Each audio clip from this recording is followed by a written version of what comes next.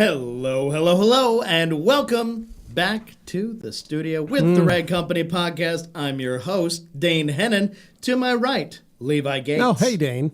And to my left, Anthony Fisher. Happy to be here. And we are, in fact, back in the studio. It's been a long week. It was a great week. Had a lot of fun. I was exhausted. But by the end, as we usually are, we're a little tired. But you know what? I felt like we ended this particular trip on good terms. Like everybody didn't resent each other. It was like, all right, we spent a lot of time together, but we're okay. And now let's go have our weekend. I think if we hadn't done our last team building exercise, we probably all would have hated each other. Yeah, probably. I think that. Like we love each other, but you know, out. you spend too much time around somebody, you start to like. Some people had great weekends. Some people didn't. You know. Well, we'll get to your weekend. That's fine. I mean, it's fine. I just want to throw that out there right now. But Dane, you're absolutely right. Yeah. We had a fantastic week, right? We had I'm really happy with how everybody carried themselves and just managed the whole trip. It was really good. I'm proud of everyone. I missed us traveling.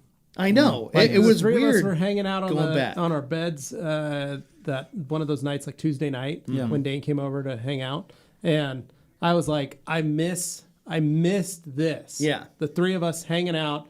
Three Musketeers on the road. Nobody else. There's still three other people with us. I missed those three too. I'm just saying we were the first three to step out, to travel. So I missed that exploration between the three of us with each other. That's starting to sound weird, but I missed us hanging out together. I missed doing that, and I was thinking about it when I was coming back, just how much fun and how much we used to travel. And how weird it was after almost 2 years. Like literally we were ramping up for year upon year. It was becoming more and more of a dense slate of trips and going places. And then suddenly 2020, it just all evaporated. Yeah. After the G-Technic Serum Summit, that very, very early part of 2020, nothing after that. Just empty schedule. It's very strange. It was a weird feeling, but I'm glad that we kind of got back in the groove of things. I don't know how the rest of the year is going to go, but let's, cross our fingers and hope for the best. Our next trip is going to be SEMA for sure. Hopefully, as long as nothing happens. Yeah. But this year's a limited plan schedule for that we've got. Yeah. I think honestly, we may not start planning until 2022. Yeah. And we can start figuring out that game plan as to what we want to do and what we want to achieve, and hopefully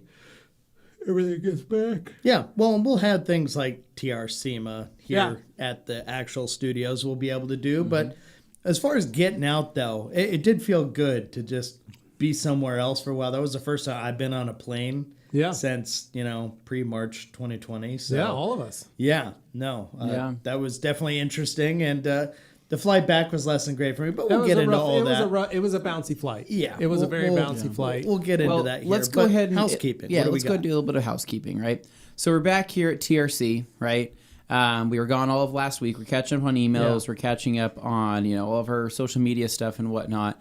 It's always one of those things where we have to kind of, I kind of want to call it damage control, but we have to get back here and ask everybody, what did we miss? Sometimes, what went wrong? Sometimes we miss a lot. Sometimes we don't miss anything, right? Yeah. Fortunately, it sounds like we didn't miss a whole lot here. Yeah, we were kind of dealing with more. It was mostly happening on the road. Well, it was just what we were doing on the road. It was our work week. Where the work week here was just a normal work week for everybody. That was a big thing. So I'll just, Thankfully, we didn't have any sales. Yeah, we didn't have any sales, but I'm just going to throw this out there right now. I'm going to talk about it right now, so we don't have to address it here in just a little bit.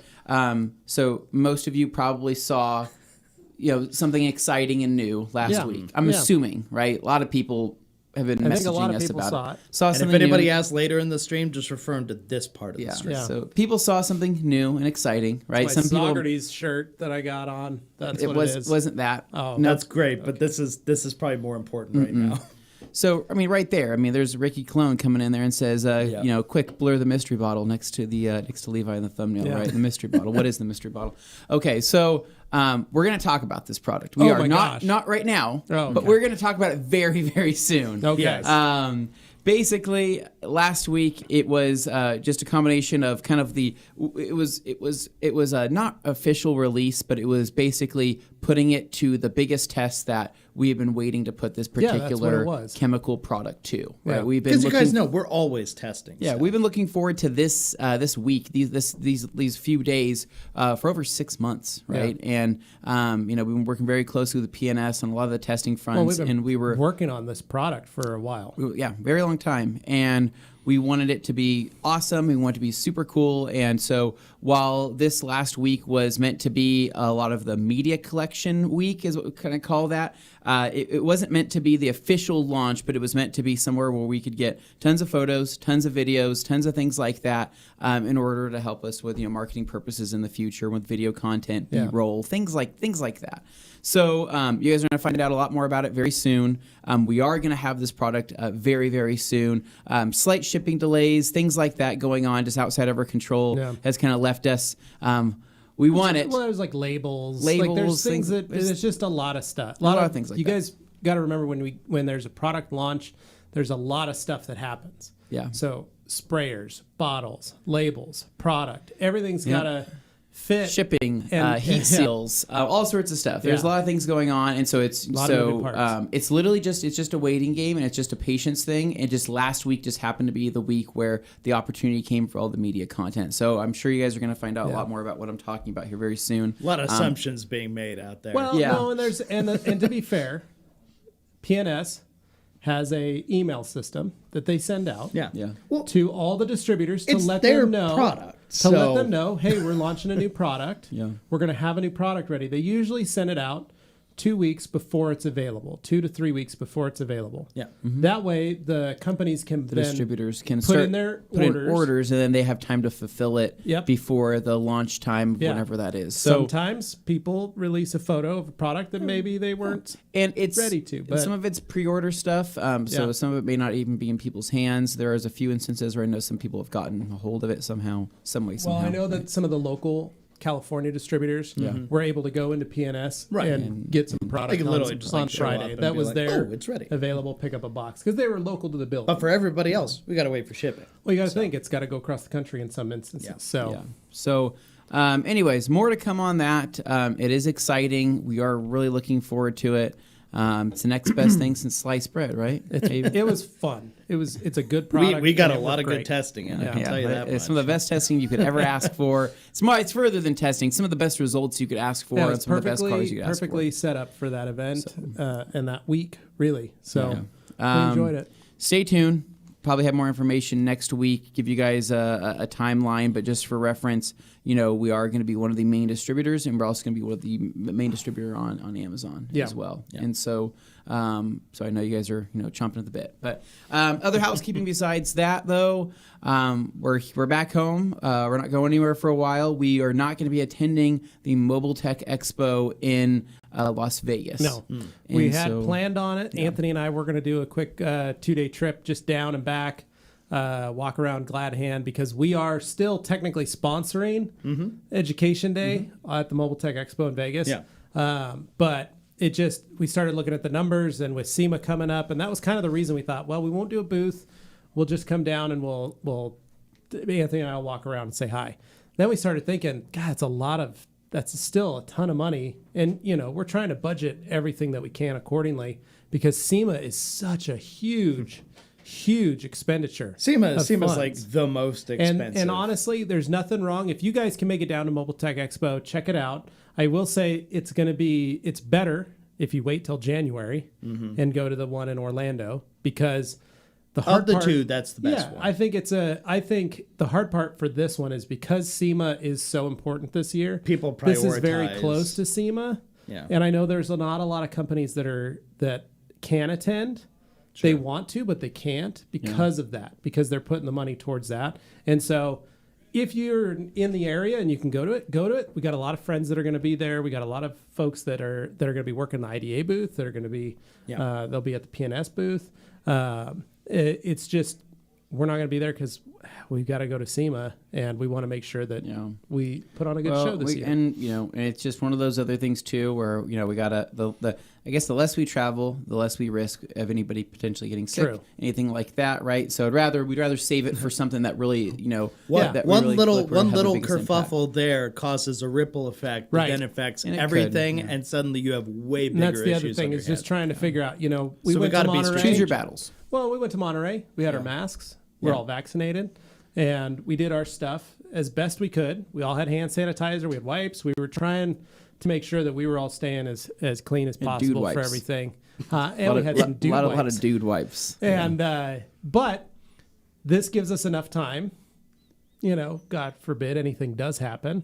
We've got enough time until November. Yeah. But if we do this and then 2 weeks, Anthony and I head down to Vegas, and then we have a month, 6 weeks after that to get ready to go to SEMA again, starts to get it's just a little dicey for us. Yeah. And so it's like, well, we've done really good, knock on wood, that we have been kicking butt with this, and we want to stay that way. So especially because we want to keep our families healthy. My kids went back to school today. First day back. Yeah. Honestly, that's the most important. Taking care of your families. Ready to rock and roll, right? Ready to rock. They are so jazzed. Yeah. It's great. Heck yeah. All right. So that kind of covers it for housekeeping. There's nothing too much more than that. Just again, stay tuned on, let's just say the stuff that dreams are made of, right? Yeah. There you go. So what I want to do, I guess, to kind of recap our week, sometimes we go into way too much detail and we do a play-by-play, a minute by minute. We can touch on the highlights. We're going to have a video on this. We're going to have multiple videos on this, and we're also going to have... you obviously saw it through social media. We pretty much brought you guys along for every bit. We tried to every bring bit you of on that. a lot of stuff. A lot of live videos, a lot of story posts, a lot of everything. So, same time, people miss stuff all the time. So if we do have highlights, So we'll kind of recap it. So we left bright and early Monday morning. Yep. Right, and we met at the airport. 5:30 a.m. 5:30 a.m. Got our team of 6. It was me, Levi, Dane, Gabe, Josh, and next day Nate joining us for this trip. A little bit bigger on this trip. It was fun. It was fun having 6 of us. Crew. It was a good crew. Yeah, we had a good time. Yep. Agreed. And we had a direct flight from Boise all the way down to San Francisco. Right? And that was really nice. I didn't realize how much a direct flight would make a difference on a trip like that, but it really is. An hour and 30 minutes on the air. Well, and it was hour and 30 minutes, and because it was direct and it was a simple plane, we didn't have to stop, we didn't have to change, we didn't have a layover in an airport. It's a lot safer. Easier. And it was 18 holes of Mario Golf. Oh, very nice. Is that what you and Nate did? Me and Nate played exactly 18 holes, and we got to San Francisco. So, nice. So we landed in San Francisco. Once we got there, the first stop was actually over at Gabe's uncle's house. Yeah, we headed over to we got the rental car, headed to his uncle's house, and then his uncle has some property up in the mountains, but then they have like an apartment. Condo very apartment, small little studio apartment, but insane. The view is incredible. Insane view of the Alcatraz. You get the bay, of the bridge, that part of the bay, downtown San. I mean, it was right in the heart. I did not expect that. Unbelievable. And then he goes, "Oh, my neighbors upstairs are gone. I have their keys. They're out of town. Do you want to go up and see theirs, which is above us?" And their view was incredible. And they had a deck. Yeah. And it was like, holy cow. So trade-off really was you cool. lose a little headroom because you're basically in the ceiling. Well, and then we found out the price of those little studios, and it was shocking. Haunting. That's ballpark. Where are we looking at here? Well, worth it, right? It was a lot. Okay. So it was enough to buy yourself a new Hennessy Venom F5. Yes, it was. It's a good comparative price point. Excellent way to frame it. And so anyway, we went to then we went to breakfast. We took a little walk on the streets of San Francisco, the ups and downs. Lots of ups and downs. Down to breakfast, had a delicious breakfast with all of us. Look questionable from the outside. A little questionable from the outside. Walked in, beautiful place. Well, the first thing you see are like a whole bunch of like rich high school kids or whatever. Dude, yeah, it's like rich high school kids where I'm like, what are you doing here? Like, first off, how can you afford to eat here, right? Yeah. They're all dressed to the nines in like it was like the quintessential. They had the avocado toast. They had like hype wear. It was like hype wear mixed with like polos. Beachwear, and like things that you'd wear like a golf course. And I'm looking at them and I'm like, wow. That's their lives. A whole bunch at of this TikTok age. kids just going chilling. to. Anyways, we ended up leaving San Francisco after a little bit, right, and making our way to the PNS HQ, right? Yeah. It's our first time ever going there in Hayward. We've never seen it before. It was our first time to hang out. Very exciting. So we showed up to the PNS HQ to find that it was actually much bigger than what we thought. It's there massive. are 4 or 5 buildings on that whole campus, kind of like us. But it was cool. We were in their kind of training studio, was where we got to eat lunch and do our podcast you guys watched.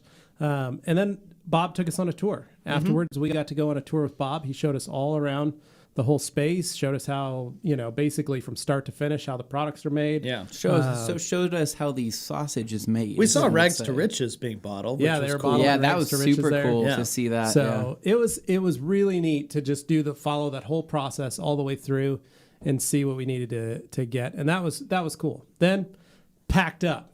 Yeah. We loaded back up in the Suburban, and we had to drive 2 hours to Watsonville, California. Watsonville.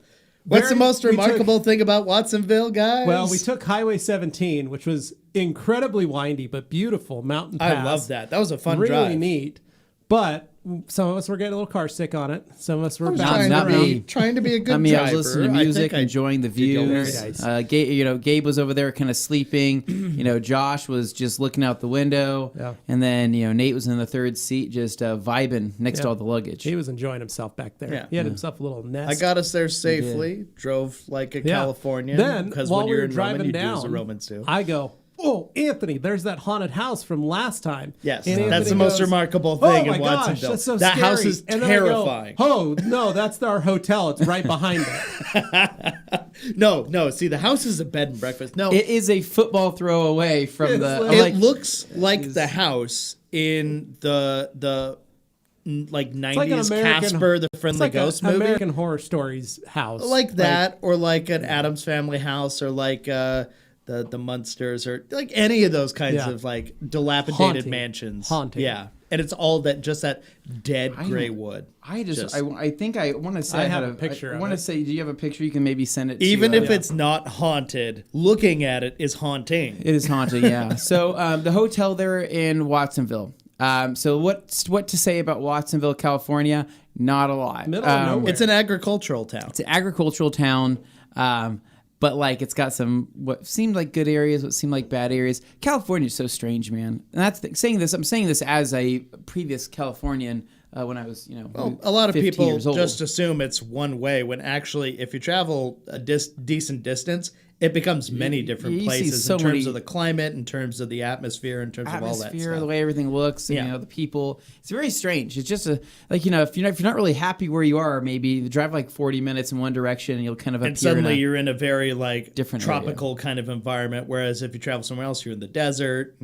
Just moving around. you got a lot of options. I like right? that coastal air, though. Well, I mean, Love that Dane, coastal air. literally, California has mountains if you want to be in mountains. It has a valley if you want to be in valley. It has agriculture. It has a beach. It has sand dunes. It has a desert in there as well. Yeah. You can You get it all. choose pick and choose what you want. You There. pay for it, but right. you get all So I of it. slacked it to Nick. Hopefully he'll post it, but I don't know if you guys can see. Well, That you can't see any. it's of that. gnarly. It's That's very pretty good. frightening. But I hope he gets so it here and you guys can see it. The other fun thing was we got to the hotel, drove us in there, Brand new hotel. and I was on the second floor. Gabe and I bunked up, and you guys rode up the elevator. You're going to go on the further, but third we're all floor. riding together. The door opens behind me. I'm facing towards you guys. Yeah.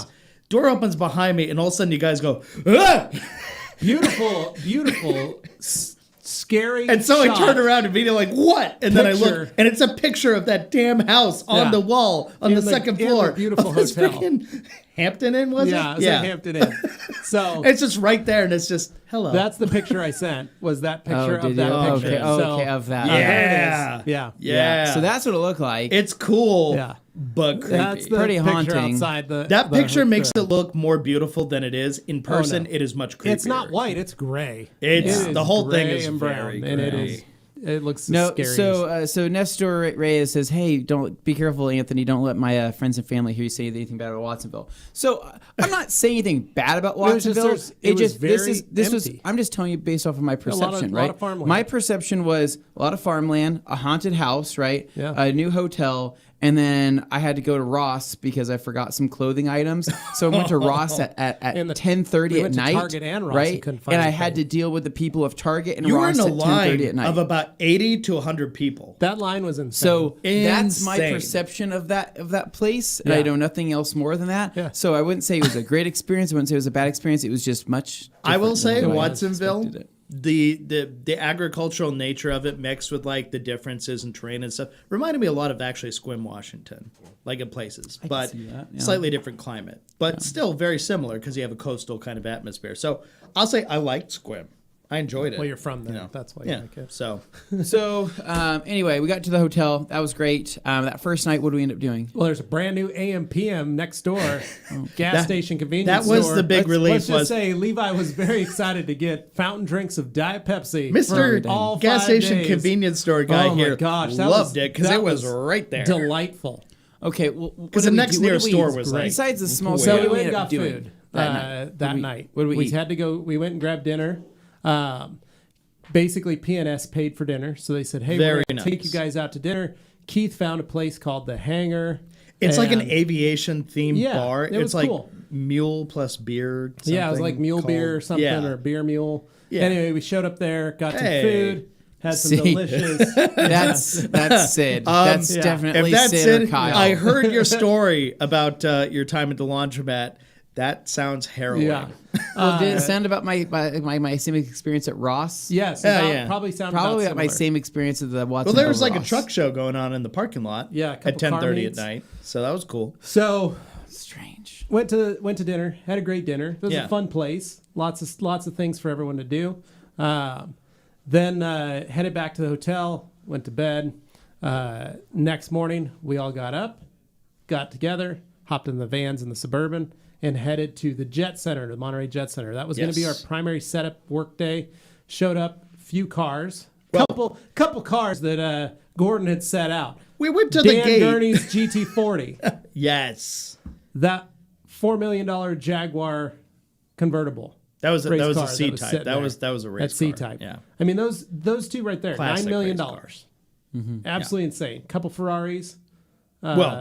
You say a couple Ferrari. People are like, oh, like a 360 or a 458. No, a 250 short wheelbase. Like, how much was that one, Dane? I scared people because people kept walking past it like they're like, oh, it's just some other old car, and I'm like, no, guys, this is a Ferrari 250. Do you understand what this is? And they're like, well, what's so special about it? And then I start going in. I'm like, here, rather than me explain it, here's a Wikipedia entry. Look at that. And the very first thing is, these are currently valued at, and then the guy just about that car got the most polishing too. Yeah. No, and the guy had already been polishing it, and he had no idea. And then I explained to him, and then he was like, how much was it worth? So the audience knows? Basically, right now, this is one of the more affordable 250s because there's a lot of different versions of them.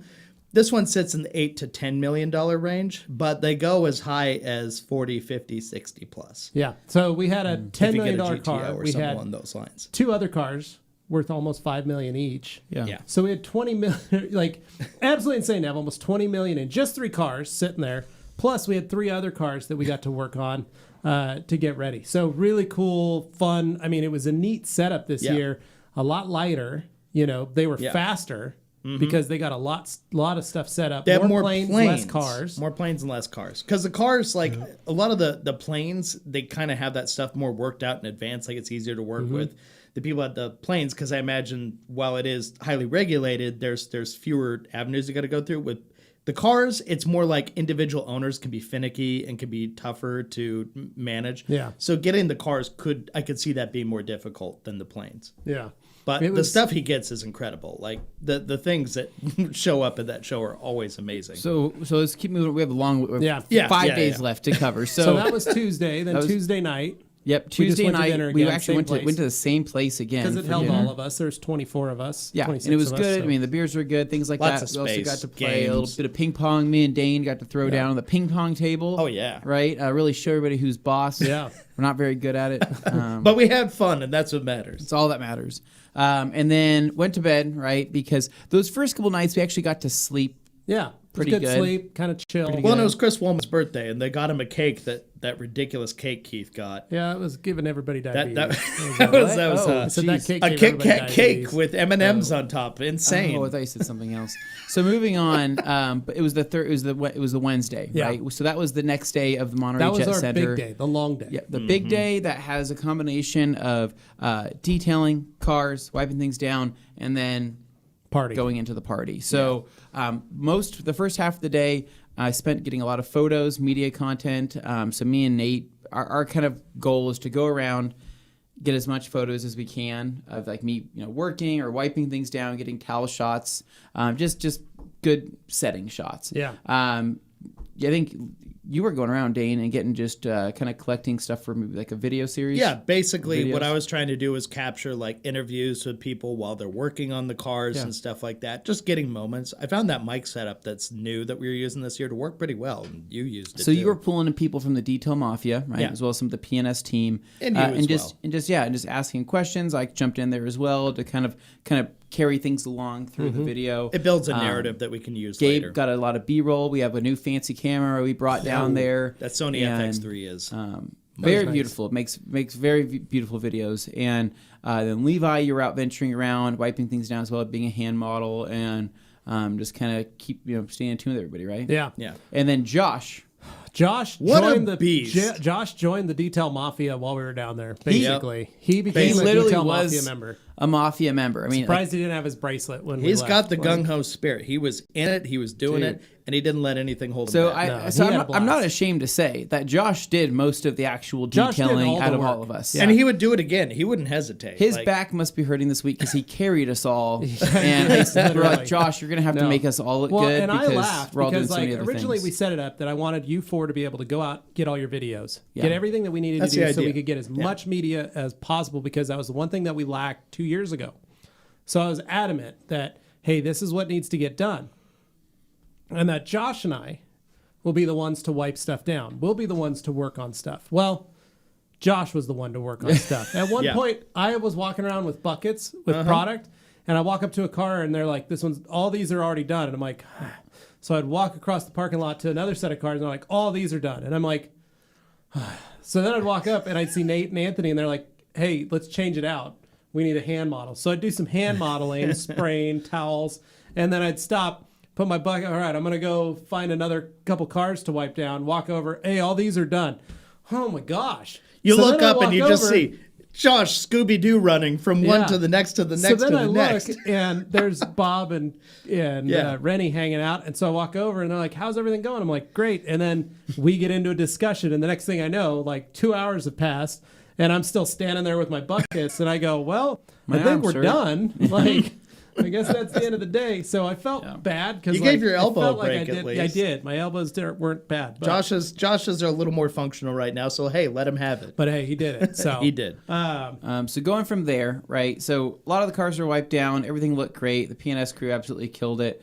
They knocked out police cars. They knocked out just really expensive, really high-end cars, obviously. The AM Special, the Aston Martin, the Black Roadster, very cool. Yeah, there is, there's guys, you're going to have to watch the video to see all the cool cars that were we got a lot of through.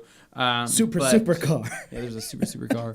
It was a fun day, though, and so we had food. I mean, PNS provided the lunches every day, so we had sandwiches, we had chips, we had things like that to keep us going. They had plenty of snacks, Red Bulls, drinks, so big shout out to them just for making everything comfortable. And this year was actually a much less volume year in terms of detailing than it was from previous 2019. It felt like it was just a slightly calmer experience. It was a very calmer vibe.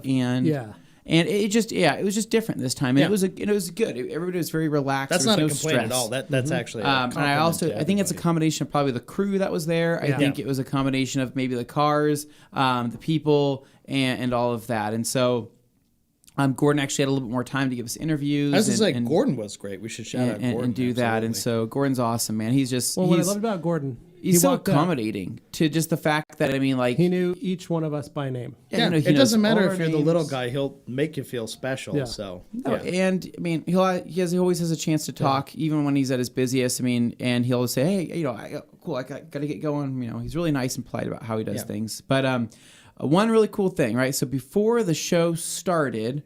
there's about a couple hours before the show started. We actually started seeing some people, right? We started meeting some people. So from my perspective, this is what ends up happening, right?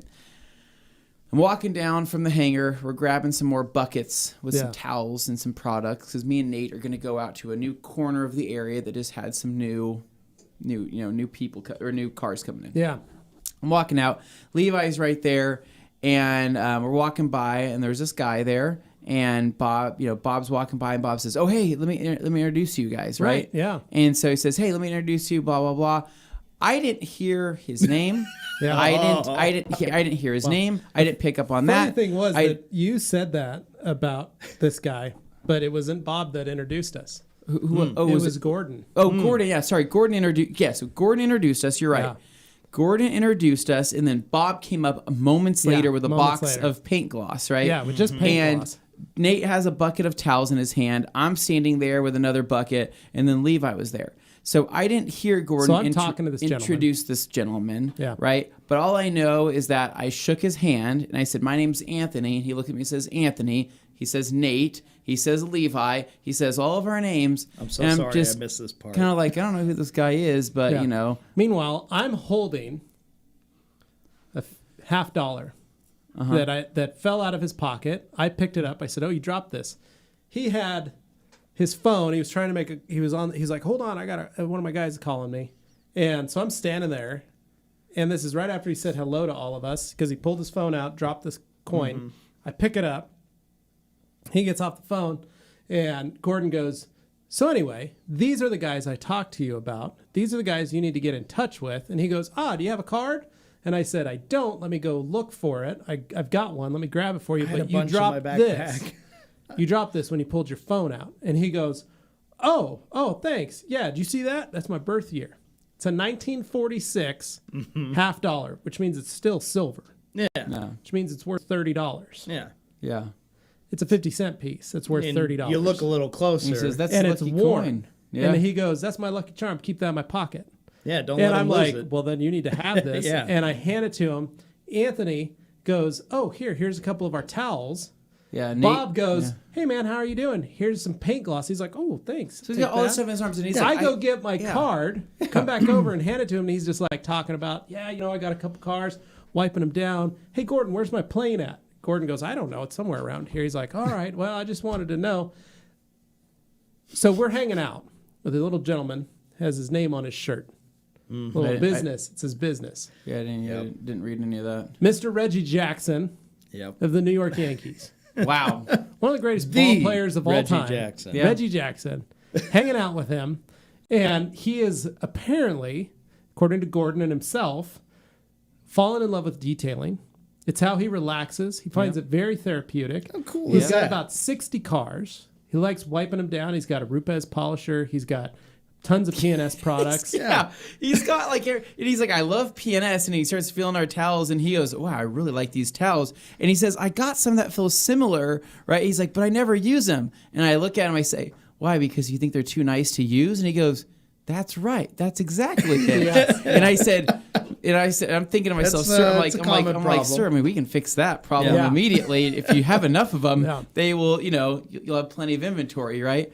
It was just so funny because I didn't know who the heck he was just a nice guy. I didn't know who I was talking to. I literally started walking away because I was like, they're going to talk to this old guy forever. I knew who we were talking to. And so I was just like standing, like I remember before I went and got my trying card. not to like shake. I was just standing there like, holy crap. Anthony's like, "Yeah, I don't know who this guy is." So we're just talking. We get done and he's like, "All right, I gotta go." And he leaves and we leave. And Anthony goes, "So who was that again?" And I said, "That's Reggie Jackson." He's like, not ringing a bell. Randy Jackson. So, hey, dog. No. Yeah. No. And I go, "That's Reggie Jackson." And he goes, "Huh." And he Googles him and he's like, "No way, I had his baseball card." I had his baseball card. That was who we were talking to? It was like, yes, we were just talking to Reggie Jackson. Dude, with the mullet and everything. Like I saw his baseball photo. I'm like, oh my God. It was just a very distinct looking photo. I'm like, I know that photo. Well, and I had been texting G. Davis all day. Yeah. And I was like, and G. Davis is a baseball nerd like myself. And I was like, "Dude, I just talked to Reggie Jackson." And he's like, "No way. Oh my gosh." Like, it was fun to be able to, I texted my wife and she was like, like freaking out because she's a huge baseball nerd. So super cool. Just couldn't believe that we met Randy Jackson. Yeah, Dave. You gotta stop saying over that. and over just for fun. Yeah. But it was great. It was really cool. Super cool guy. I asked Gordon later. I go, so I gave him my card. He goes, oh, he'll be calling you.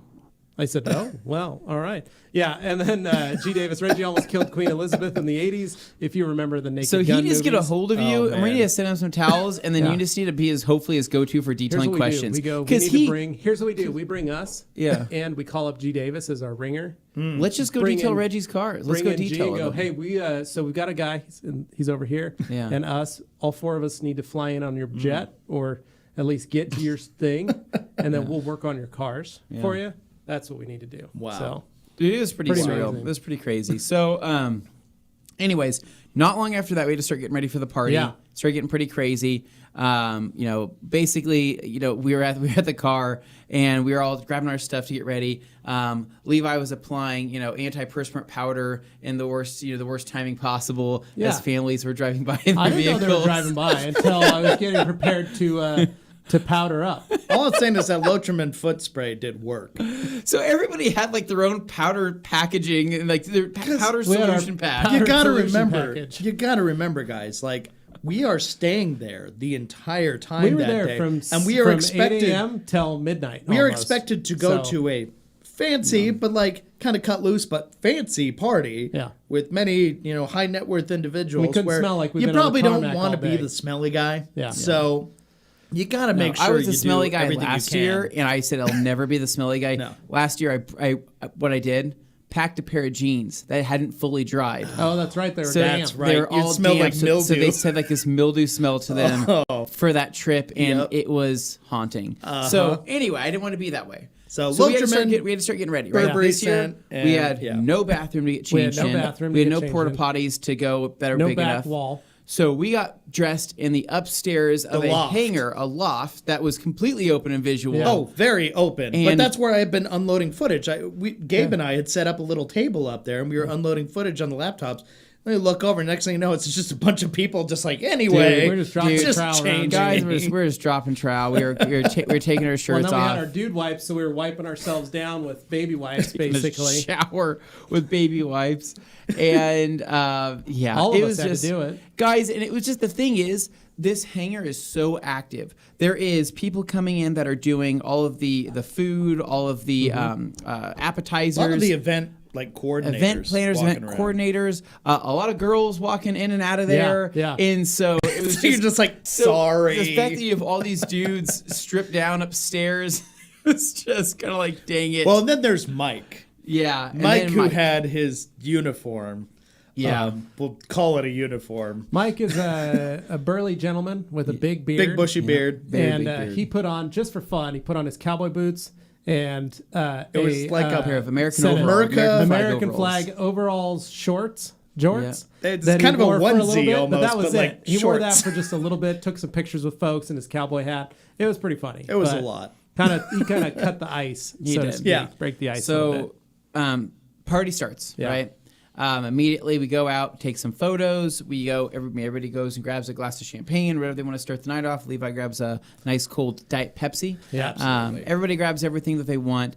And it was party time, right? Yeah. So it was time for everybody to go out, adventure, explore, mingle, dance, do whatever they want. Look for the food, because there was lots of different foods and Yes. desserts around, and it was From trying to all figure around out, the world. okay, this table's this table's this because they're all placed all over the place. You have to walk. You don't have to walk very far to find something. Yeah. Yeah, it's it's such a big event, guys. There was planes everywhere. It was very plane heavy this year. They still had a lot of cars, still had some motorcycles.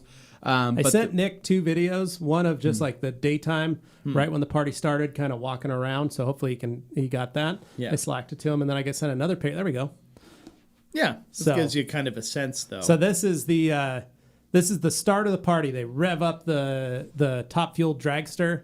Yeah. Fire it up so that everybody can hear. So they waited till everybody kind of got in, then they fired it up. So it was the it's opposite very of last loud. time where they waited till the end of the night to do that. Well, they did it last year previously. too. They Oh, did it at right, the beginning okay. of that they start the party with the car and they finish the party with the car. 2019, And it so- was like the last thing they did. Yeah, so that was really cool to get that thing fired up, just blah, blah, blah, blah, blah, blah. That- And, they- you feel it in your and body. then it's like, welcome everybody, and then party starts. But this was That was it. And then this was the end of the party. This was later that night. I mean, it was just insane. The fireworks, the girls with the things spinning around, and people on a dance floor dancing. This is when I was trying to round up everybody to leave. You could see why they might not want to leave. People didn't want to go. But I noticed this year, more wild, more fun, but a lot more hard alcohol.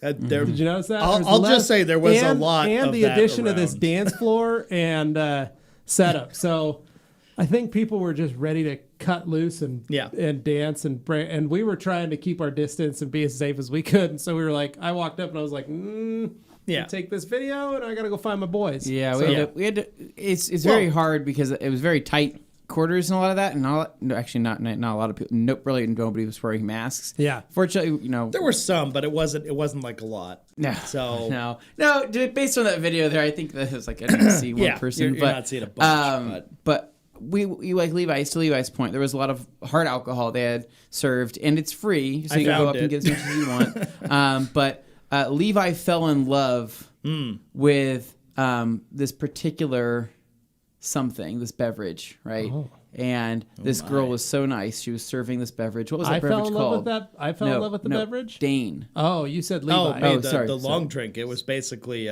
Fresca. Yeah, so it was Dane a Finnish drink called long drink. Yeah. Yes. And it was basically Fresca. From Finland. It was grapefruit and vodka. The girl, her name was May. She was serving this stuff. She was awesome. She was so Dane nice. kept going very back. Informative. Dane kept going back. And I said, Dane, you like that drink that much? It was he's really like, good. He's like, it's pretty much the best thing ever. They had three versions. They had a zero sugar, they had the regular, and then they had the like hardcore one. Because the regular one's like a normal beer. The hardcore one was like almost 9%. Yeah, alcohol. So look out for that. Your face gets warm drinking it. But we did that, and then me and Dane went over and got some very good. What was the whiskey called?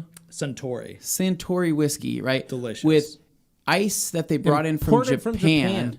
I don't know how that works. A square rectangle. Now, I just want to apologize to all our friends who don't drink in the audience. It's totally fine. It's okay. Yeah, we're just discussing about what we really happened. don't drink that often. I understand there are many detailers who I am the when in Rome style drinker. When I'm like, okay, I'm out and about. I'm like, sure, why not? But other than that, we spaced them out. Like you guys weren't drunk. Which no, was good. we were basically there were other just members a very that light possibly were of the detail mafia. No, they were just having a good time. No, was good. There was no hors d'oeuvres this year. No, that's what I noticed too. There were definitely they used to have people fewer- walking 2 years around ago, on that there was front. hors d'oeuvres, people I walking think around. it's because of COVID.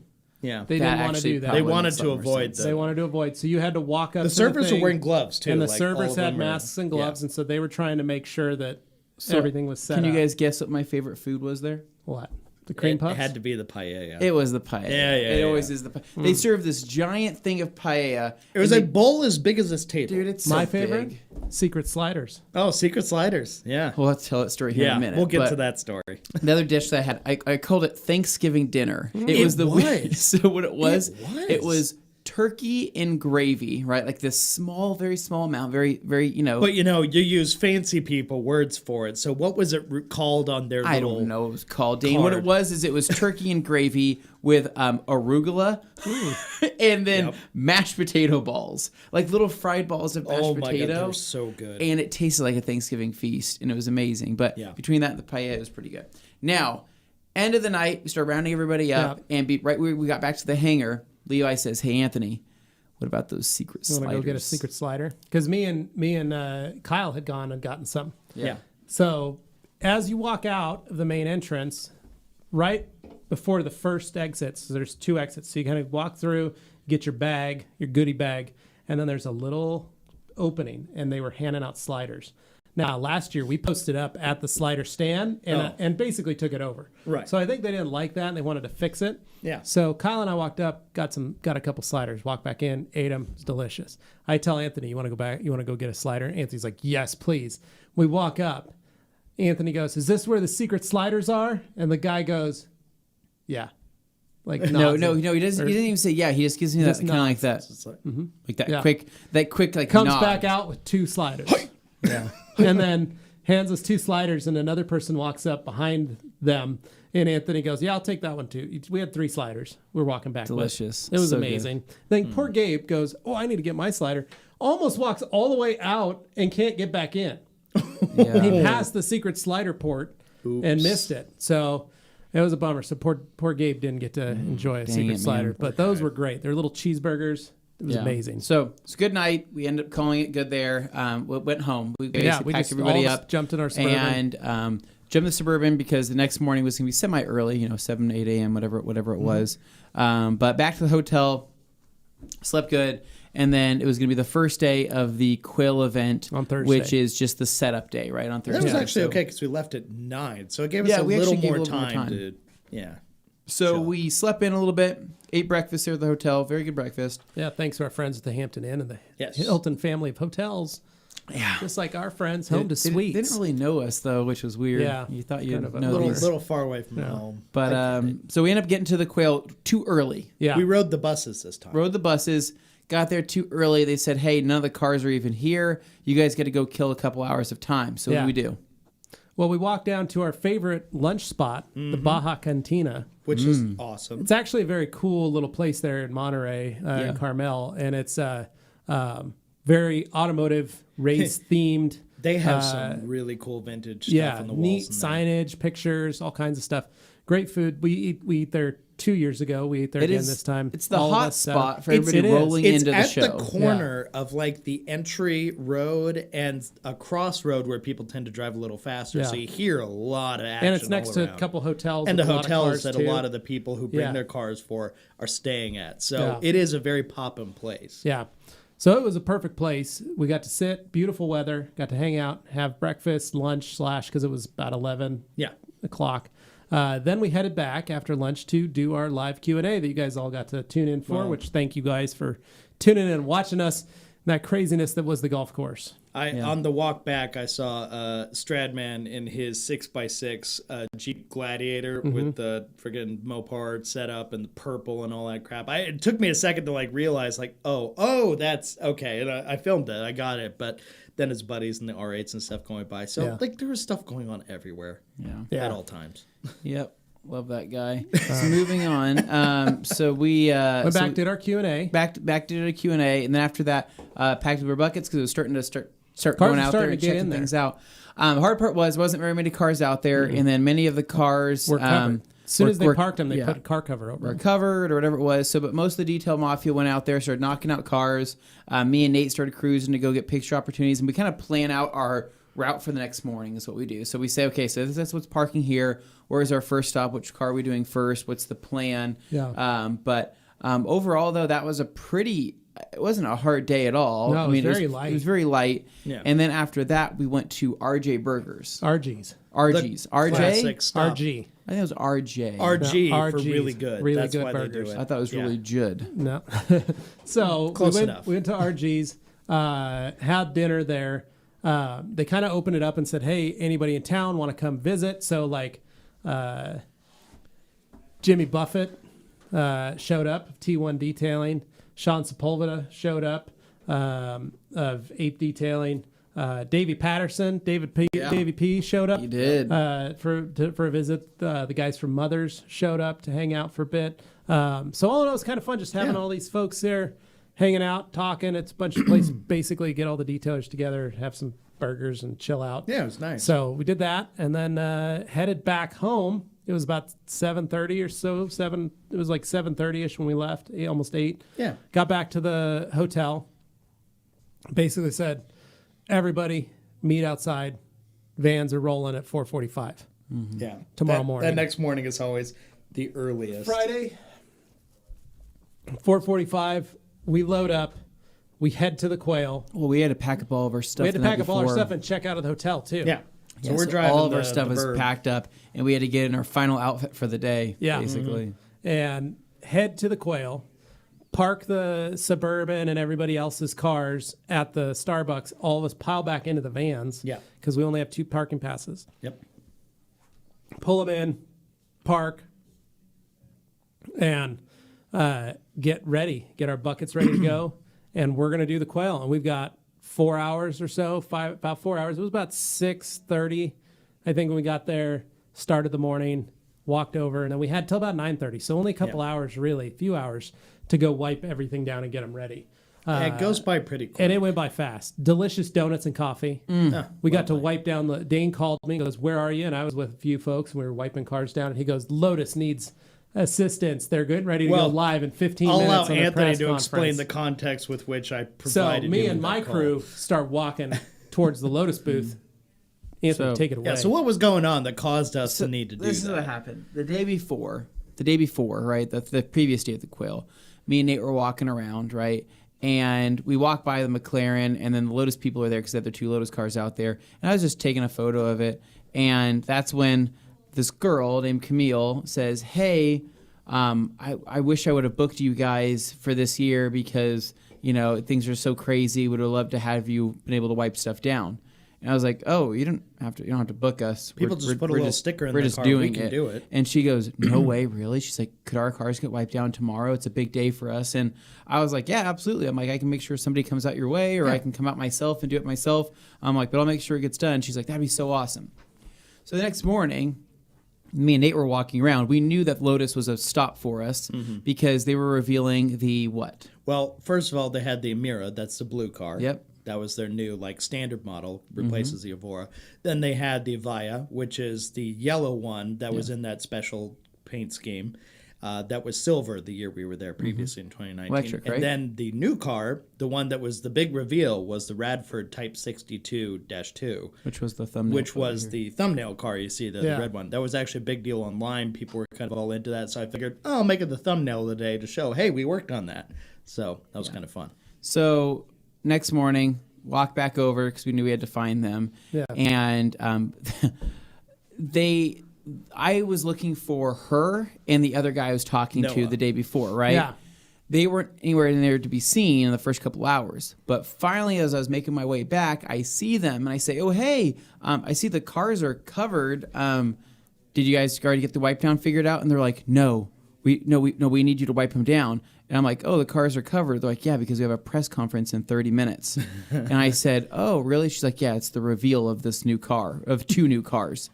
I said, "Oh, that's not stressful at all." And she says, "Can you do it?" And I said, "Yeah, I can do it." So Nate's like, "All right, Anthony, so if I can get you to put the towel on the hood here." I said, "Nate, we're not taking photos." I said, "Grab towels, grab products, start wiping that car down right now." He's like, "Oh, we're doing this." And I said, "Yes, we're not. This isn't for media right now because they have 30 minutes. We have 3 cars that we have to get Basically, clean. a 10-minute wipe down on each car. They have to get paint gloss. They have to get the special sauce. Yeah. Wheels need to be cleaned. Tires need to be dressed. Interior needs to be just wiped out really quick, and then engine bay cover or the engine covers need to be Yeah, dressed. so they needed even down to the door jambs. Needed some but if you attention think about it, they're 10 going to be minutes open. per car, if that, Yes. maybe 6 minutes. Yeah. So that they had time to put the covers on each car. Correct. So All that and you had to put the cover very back on. stressful. So they had an F1 driver there that was from Lotus. Yeah, that was Jensen Button. Yeah, never heard of him. I have.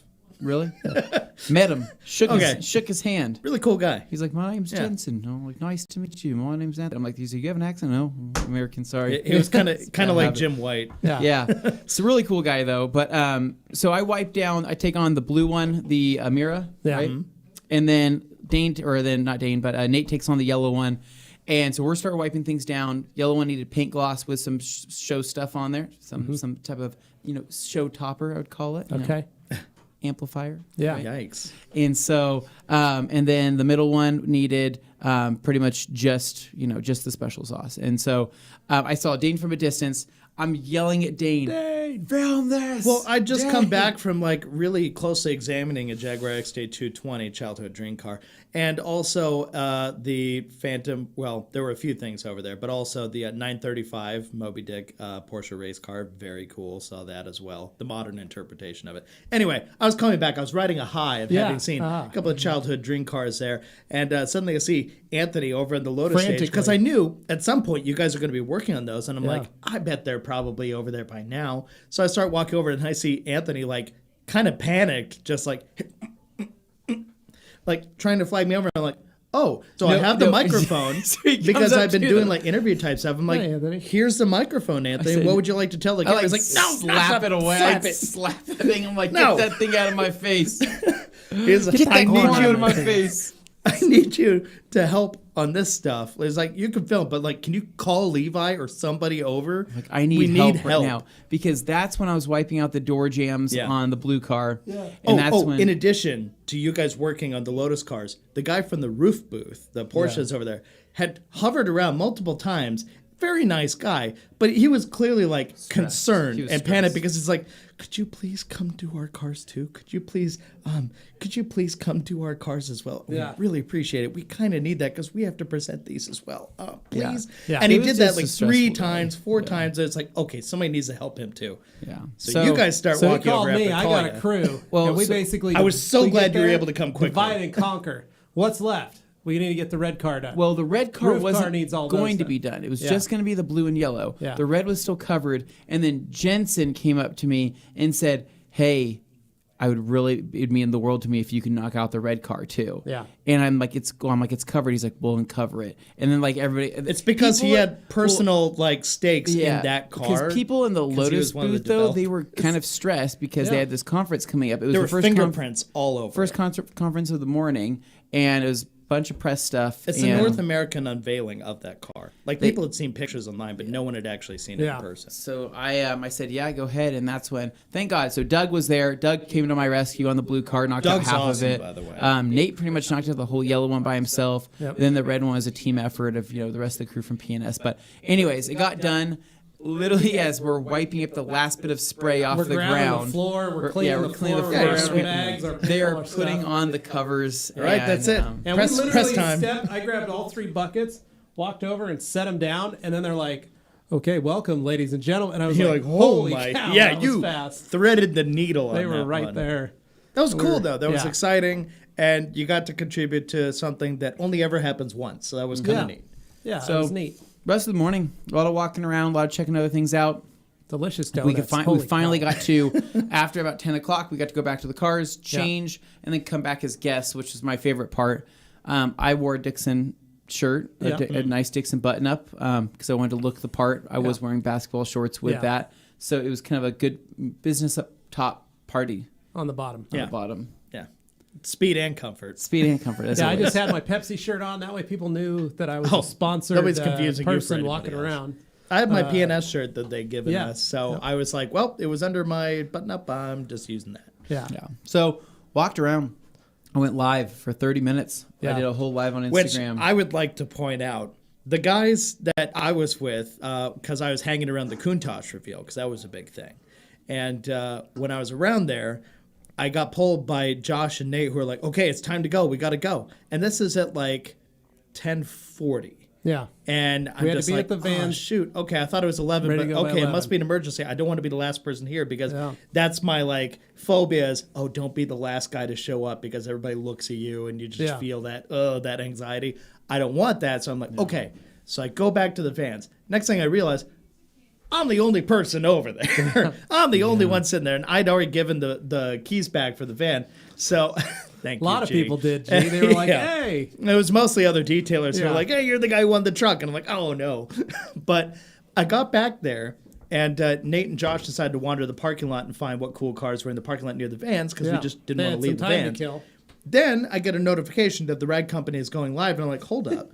And I check, and there's Anthony and you walking around going to all the cool car stuff that I wanted to see, but cut myself short so I could go back to the vans. And I'm sitting there going, that should be me. That should be Magnus Walker.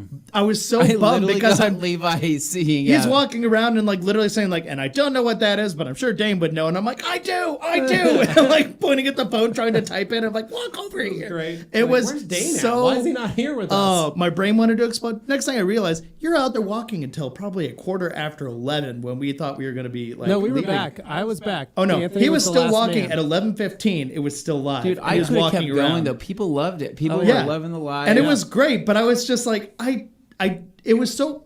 The walk was like 15 minutes from there to the show. So what? I couldn't get myself to go back because I knew the second I get there, I'd have to leave again. So I just kind of chalked it up to missed opportunity. But you got a lot of stuff, and I thought it was super cool when you went up to Magnus Walker in front of the Countach reveal, said hey to him, fist bump. And he said something about the towels. Let him know that a couple years ago, Dane and I had sent him towels. Yeah. And we picked them out to match a number of his own personal cars. He's so got he had that towel that packs famous white, red, set and out blue exactly so that it matched. And he remembered, said, "Oh yes, my good towels." Yeah. Yeah. Hey, that was totally unprompted, but you're like, he remembers. Yeah, so that was nice. That was neat. It was fun. That was a cool moment. So It was very cool. But walked around. We ended up calling it good, packed up, and from there, we drove back to the Starbucks where the next really cool thing happened, right? We see this car pull up, and we're like, oh, that looks kind of cool because it was a camera car. You know me. But then the camera car passes, and next thing you know, it's a really cool-looking car. E39 M5 with a full camera scaffolding rig on it with the jib and everything. And then this car pulls up next to it. And all of us go, oh, is that some sort of Lamborghini panel wagon? Yeah, it's a Lamborghini panel wagon.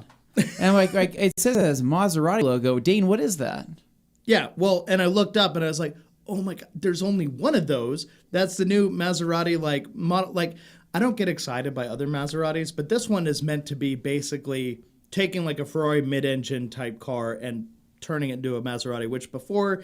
That's what most Ferraris are. Yes, but in this case... are just Ferraris with Maserati bodies. But no, like the Ghibli and the other ones, they're all just kind of, they're not up there anymore. And the Quattroporte and stuff, they're just not quite there. But this new one is basically like having a 488, like a Ferrari 488, in Maserati body and everything. It looks good. It's a cool looking car. And when I saw it, I was like, I know that's like got to be the only one around.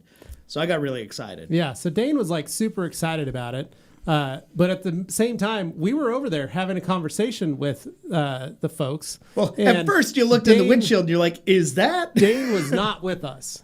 No, because I was trying to pack the back of the truck. dropping the luggage out of the back of the Suburban. Nobody would help me, so I'm just like struggling to load everything in, and it keeps falling down on me. And I'm trying to get it in there fast because I want to go see the car. We've done our part.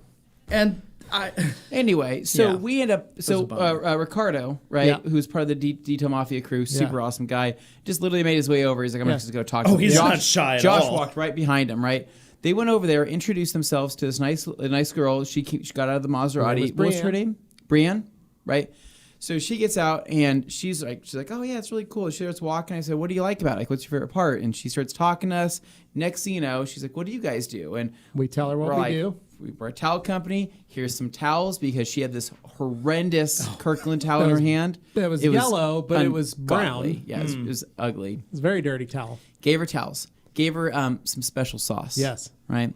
So and wipe it down. And she was like, they said, well, we're going to take it to Pebble Beach. Yeah, she's like, I recognize this name. And we're like, oh, interesting. Right? Yeah. So gave her that. Really cool. Had a good conversation. And she is now sending us Maserati hats. Yeah, she said, I'll send you guys some hats. We're like, we would love that. So maybe next week on the podcast, we'll have our Maserati hats. You guys drive Maseratis? No, but what was great. Yeah, the model is called the MC20. So we get done and we all start piling in the car and Dane is now done. And he's like, hold on. We're like, Dane, get in the car. And he's like, did anybody talk to them about the car? Did you guys? We're like, Dane, we're all done. Get in. He's like, did anybody pull out their phones to get anything? And Josh goes, I got some photos. I am so just chill about most of this stuff, but I get upset when there is a one of one car, a unique or quirky or interesting vehicle, and I miss out on it. I lose my mind because I'm like, that's the only opportunity I'll ever have to see that for the first time in person. And I'm like, you didn't get any picture, and I just started like. Dane was mad. So to make it up to him, we found an S10 Extreme extended cab. We were able to get video of a cold start on. Oof. I mean, and we were able to do we were able to do like everything Dane wanted to do to that Maserati, we were able to do on that S10. So pretty much the exact same thing. The dream is what we would say. But anyway, so we ended up leaving from there because now we had 8 hours we had to kill before getting on our flight. And we thought about going back into Monterey, or going back to the Quail. We were tired and sunburned. I originally wanted to go to Cannery Row because a lot of cool stuff happens around there during Car Week, but we all kind of felt like we've had not enough of cars, but just like our feet are tired and we want to go someplace. Well, they said that Cannery Row, they were doing something different with it. So like this, it was closed or it was blocked off or something. But something had happened. Thanks to our friends at Brooks, our feet weren't tired. Yeah. Our bodies were tired. No, our friends at Brooks really had our back and our feet. No, I'm going to make that very clear. The shoes I wore, the Ghosts I had, amazing. If I had been wearing any of the other shoes, including like those Reeboks or other stuff we'd had in years past, my feet would have been way more trash. Everybody said that had their Brooks on for this event. These were like the best amazing. Possible, but it can't change the fact that my legs were tired. No, well, did you guys know? Yeah. I calculated. I was doing 20,000 steps Same a day. here. Yeah. I checked mine too. 20,000 steps in the Brooks Ghost 13s. Pick yourself some up at Brooks.com, brooksrunning.com. Oh, wow. So we had time to kill after this, right? So we got in the car, drove to where? In-N-Out Burger, because that is the king, and it is so much better than Whataburger. Yeah, we so much in better San than Jose. Five Guys. It's so much better than all of those. Grabbed the delicious In-N-Out Burgers, had a delicious lunch. Yeah. Fun lunch. And it's not a only clean that, burn, right? Clean burn. We had that, and then I'm like, oh, hey, is there a good clean bathroom around here? Because California, you never really know where you're going, right? What did we find? A brand new at home. What's it called? It's a store called At Home. It is a home Big box store. furnishings. Like it's a big box home superstore. It's like pretty cool. Lowe's Like I would meets- love to have that place here. I'd go there all the time. It was an old Lowe's building that they completely refreshed. Clearly a Lowe's, yeah. And turned it into something else, right? Yeah. So I said, I'm going to go find the bathrooms over there, walk in there. I'm like, there's literally not a person in here. There's not a person in Also here. Fresh, clean distinctly bathroom. lacking in like dudes around. Yeah, so it you're was like, just okay. so These I knew bathrooms the are guy's probably a little bathroom was nicer too. spotless, and it was right. So that was amazing. And then we got back from that. And we said, okay, we have some more time to kill. What do we want to do? I threw out the idea of a movie. Threw out the idea of maybe going go-karting, right? But you know what? What idea really stuck? Oh, that's my middle finger. You know what idea really stuck? Top golf. Yeah. Oh, Nate started going, yes, yes, yes. I want that. I want that. Please do Top 15 Golf. minutes away was a Top Golf. I haven't seen Nate that excited Yeah, we about cruised something over in to a the Top while. Golf, spent hour and a half, 2 hours there. Hour and a half, yeah. And had some sodas, had some drinks, and cruised over from there to the hotel or to the airport after that. But it was nice. It was kind of a good it time was to so just relaxing. let's sit. You guys hit some balls. We'll hang out and catch up on. I caught up on some emails. Yeah, you and on I some just Facebook. sat back and sat like chilled. let them play. Let And we you did guys play. speed golf, final 10 minutes, right? It was We got me, that last 10 Gabe, minutes. Nate, and Josh. We all wanted to keep hitting balls. So we're like, guys, we speed run this. We can hit as many balls You'll as see we that want. in our eventual video because I recorded the procedure of them just like rotate out, tap out, and just go. But we were was cranking. great. It was so much fun. So we need a Top Golf here in Boise because obviously we Yeah. love it and we need to do But it more of worked, and it was actually really affordable. It was almost as much as if we would all gone to dinner or something. Or No, I talked to my was folks perfect. about it afterwards because my dad, like, he called on the weekend and he was like, so you want to explain that Top Golf thing? And I was like, all right, so here's the deal. And I explained to him when he heard the price, he's like, oh, that's it? Yeah. And I go, yeah. No, he goes, I was assuming it was going to be insert big number here.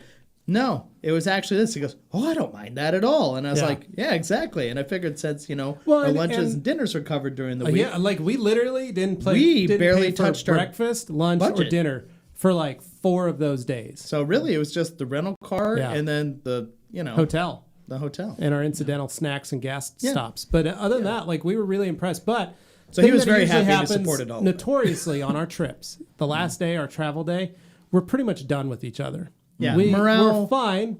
We're a little short sometimes with each other, or We just honestly honestly, shut down. We just want to get home. We That's shut all it down is. and we don't really talk to each other. We This just year kind was of different. get to our places. But this time we were like, God dang, we're all exhausted, we're all tired, but we still got 8 hours. What should we do? And honestly, that idea of Top Golf was probably the best thing because I think Everybody got to do something at their own pace. Yeah, we got to take some time. We got to chill out. We got to relax. Yeah. It wasn't we weren't pressured to be anywhere. We could stay there. No. And we had thrown around the idea, should we eat? But we had just eaten 20 minutes ago at In-N-Out No, Burger. my dad pointed out and he goes, that was really smart of you guys to eat before you went to Top Golf. Yeah. So you didn't order food there. You were covered. You're good. He goes, no, it makes perfect sense. He goes, remind me, maybe we can do that again the next time we go on a trip. Or so I said, I would support that wholeheartedly, It was especially perfect. with a late flight like that. You do not want to be sitting in the airport for 6 hours and while you wait for a we were flight. 30 minutes from the airport. Yeah. From Top Golf. So Yeah. we were totally San fine. Jose Top Golf, shout out. Yeah, so it was perfect. We cruised over there, had a good time, and then went to the airport, dropped off the rental car, got our stuff. Then this was the funny thing. We're walking into the airport, right? Yeah. We got to check in, right? We're technically checked in, but no one has boarding passes yet. When you assume San Francisco is going to be a big line of security. So we and- walk up, Gabe goes, I'm just going to go check in because I don't have to check any bags. Or I'm going to go through security. He was very proud of the fact he didn't have Very to check happy a to bag. go. We walk over. I start checking us in, getting our bags paid for, get all our stuff. Because, I mean, I've got 3 bags. I got all the camera gear. Yeah. You've got an extra bag yourself. No, I got a It was lot just of like, it. we've got a lot of stuff. So we're checking that stuff. Gabe calls.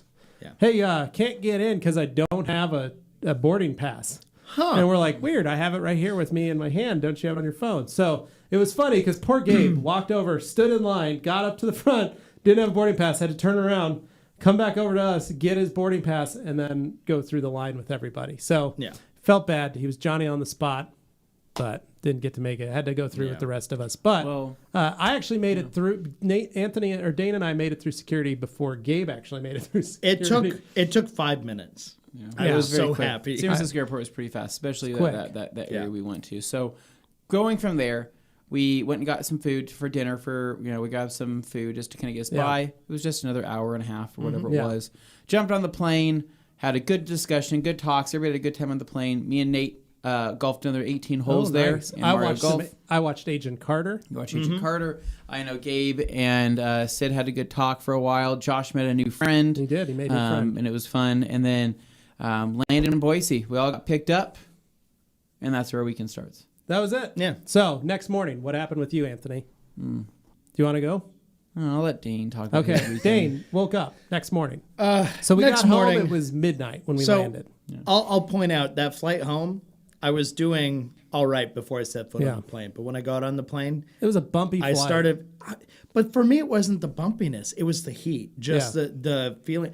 I'm a guy who likes moving air. Yes. People notice this about me. They're like, man, everywhere you go, you try and have like a fan blowing on you or something. It's like, okay, first of all, I'm a bigger guy, so I just kind of radiate heat.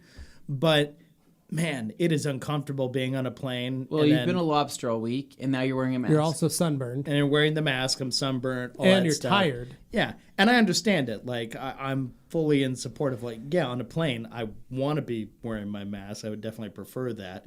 But at the same time, your I'm face also, is like, hot. I overheat. Yeah. I've got AirPods in, so it's kind of heat. I'm listening to, like, a history podcast about the Cuban Revolution for fun, because that's sometimes what I do. And it's just like, okay, all kinds of stuff. But it's just, all these things contributed to a lot of heat. And even with the little AC thing on, it wasn't enough. Yeah. And you looked over and you saw me. What did I look like? Well, you were like this on the wall, but you weren't like yourself relaxed. You were like, I could tell you were fighting through something. Yeah, I was in pain. And I go, Dane, are you all right? And he goes, I just need some water.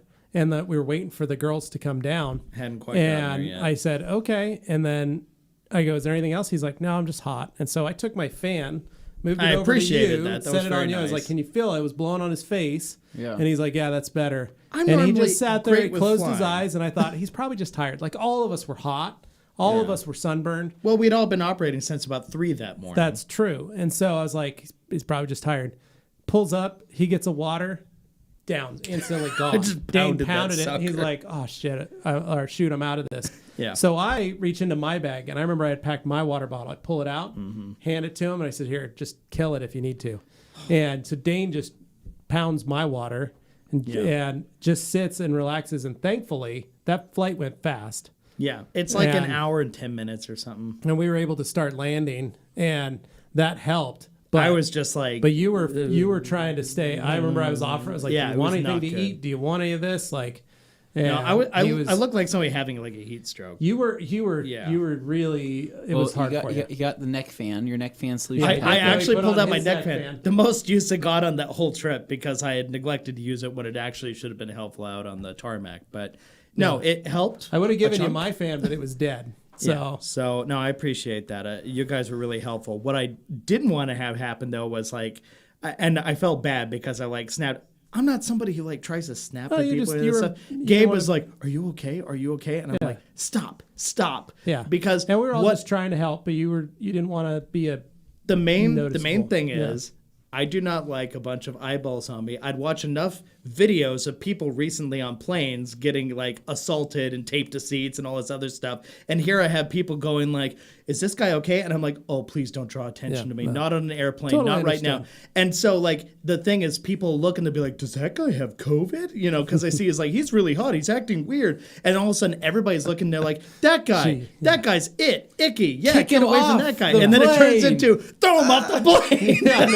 No. So I'm just like, don't pay attention to me, don't call attention to me, don't do it, nothing. So- I'm not here. I'm not. Thankfully we landed. Dane was able to get a little breathing room, get a little airflow on him. So I was basically just while we're trying my waiting for best our to tell bags- everybody to shut up and stop drawing attention to me. But I really appreciated the help, like to everybody who tried to help. So while we're waiting for our bags, appreciate I it. cruise over, pop out a couple DPs for Dane. Get one for myself, one for Dane. Get some cold liquids back up in him to help him out. Go head out to the ride share. So then we left. Well, so yeah. Dane, tell us what about was the rest of your weekend. weekend life? So the rest of my weekend, I woke up on Saturday morning feeling a million times better. Like That's good. So much better. I went, oh, thank God. I feel rejuvenated now. Yeah. And the first thing I did was, wow, I'm going to Express Cafe. Yeah. So That's how you start it off. That's how you start They off a missed weekend you. when you're in the Dane household. So yeah, Liz and I, we got ourselves some great breakfast.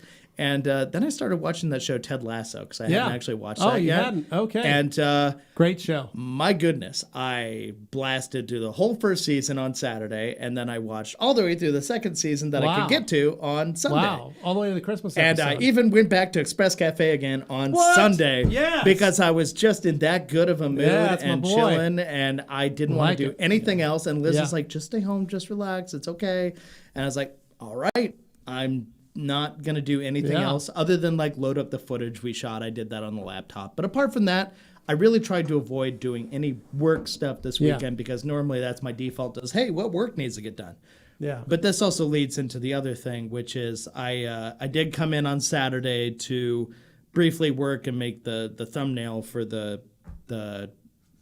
cheat card challenge video, heat card challenge video, which, by the way, thank you so much to everyone who watched that and wrote all those nice comments. Like I'm fine with like critical comments and stuff, but I've been shocked to see just how many people are saying wonderful things Yeah, it and was really good. showing how Worked much out they love really it. well. They love the feel of the show. They're engaged. They want more.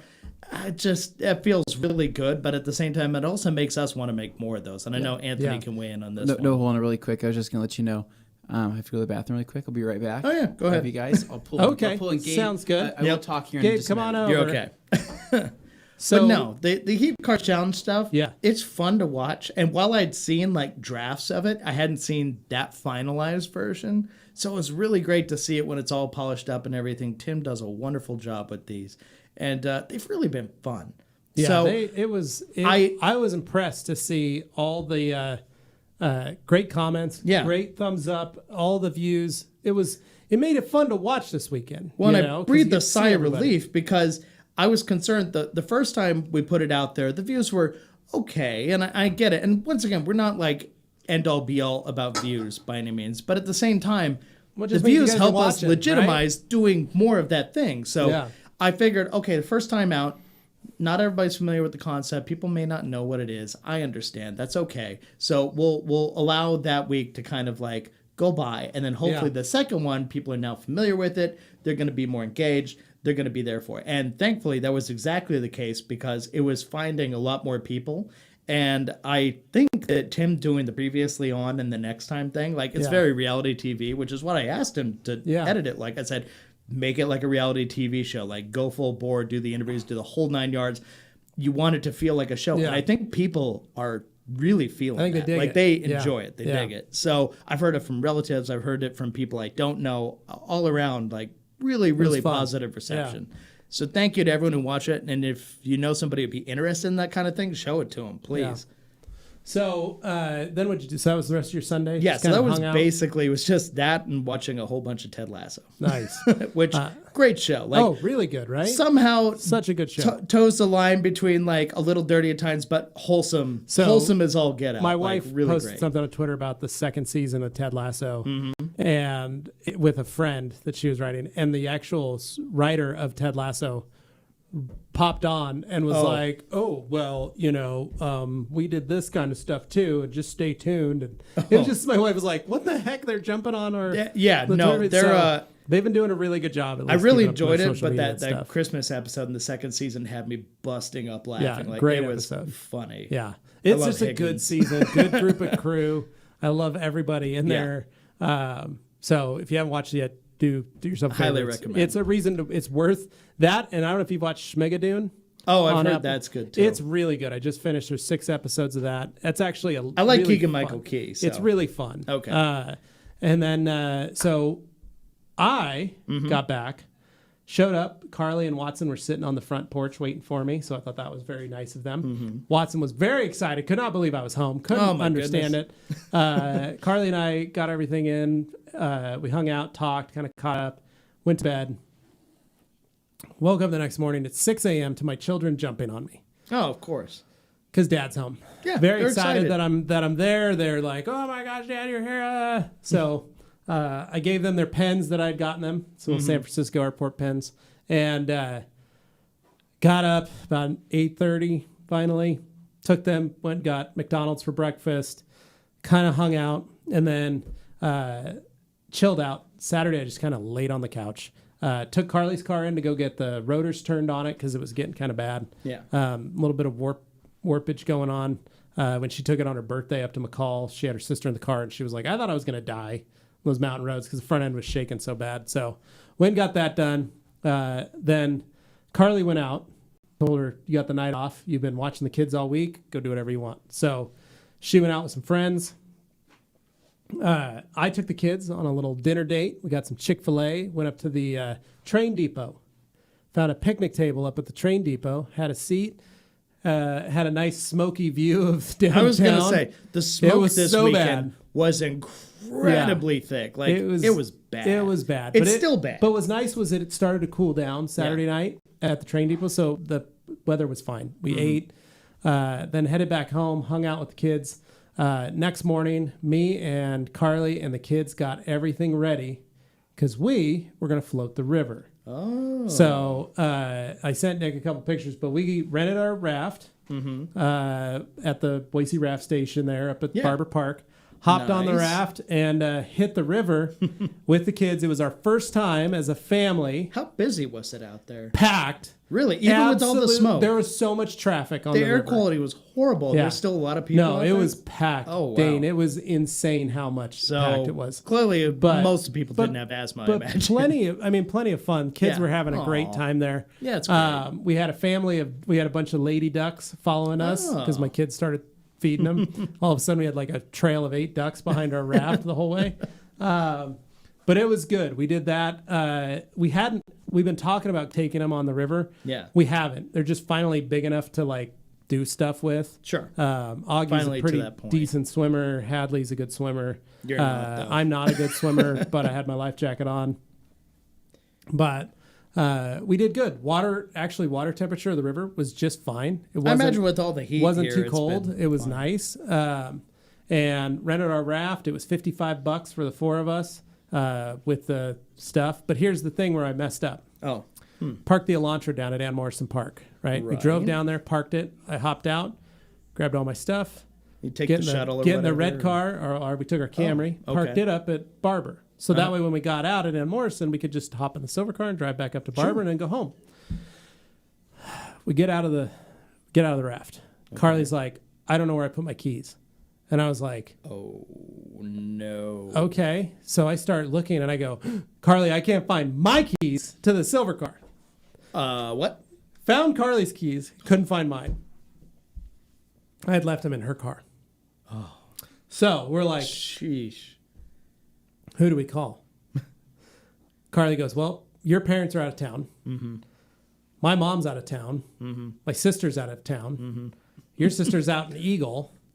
And I go, my mom is about 5 minutes away. Yeah. Over by us.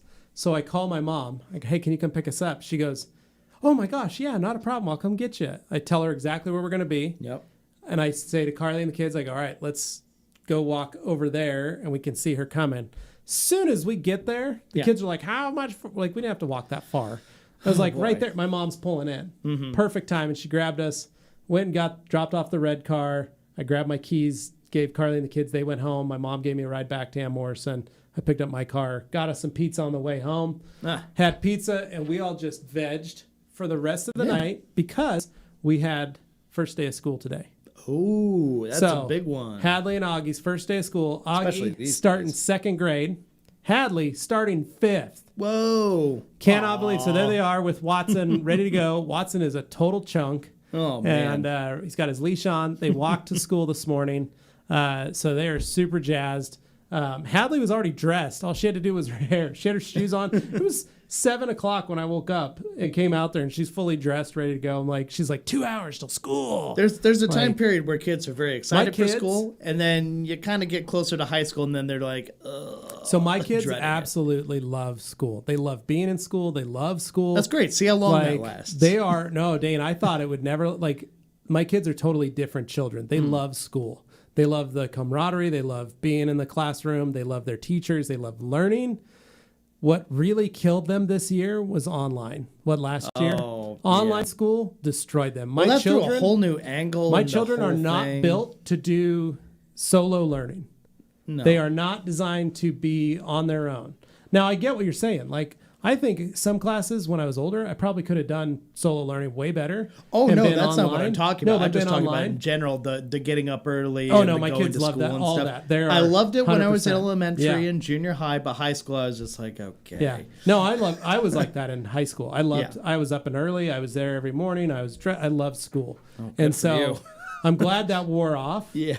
I just wasn't good at school. I liked school. I just wasn't good at it. I hear you. Like, but the kids are good. It's just stoked to that expectation, the online environment. Some people can do that. I'm not even one of those people who can do the online thing. It's hard because if you don't have a teacher who's right there engaged with you. Well, the teacher was, but it's different. And so it's just they need to be around their peers. And they react differently. So super excited. Fingers crossed that they are in school for the rest of the year. That's my goal. Because knocking on wood, because I don't know. I know it's my wife's goal because she is ready to get, like, today is a big deal. Like, kids are out of the house. She's how so big was excited. that sigh of relief? Well, then my wife texts me and goes, school nurse had to call in sick today because her daughter has COVID. Which means that nurse will then have. So the school nurse can't come back, which is, first day back at school for Augie. Congrats, you made it like as a 6 diabetic hours. kid. And also found out privacy options. The nurse used to be able to have access to look at his phone. Oh. And see how he was doing and call him in. Like, hey, we need to get you in here because you're getting high or you're going low or whatever. Sure. New privacy restrictions. Not allowed to look at his phone.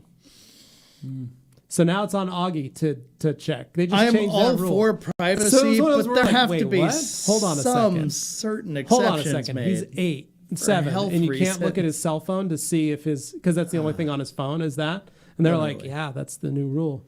And so poor Aug, he's got to have to dose himself now. So Carly's like, great. So now Augie has to dose himself, but he has to go into the nurse's office, have the nurse kind of wink, wink, stand over his shoulder and make sure that he does it right. So with the nurse not there, guess what they got to do today?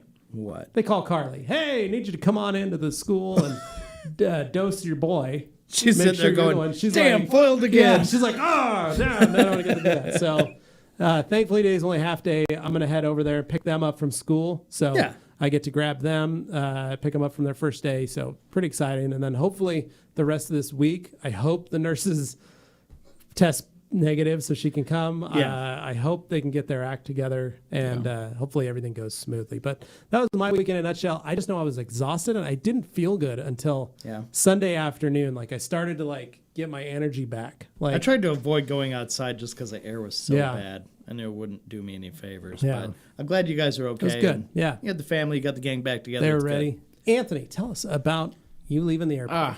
So my relaxing weekend started actually never started. It was just so funny.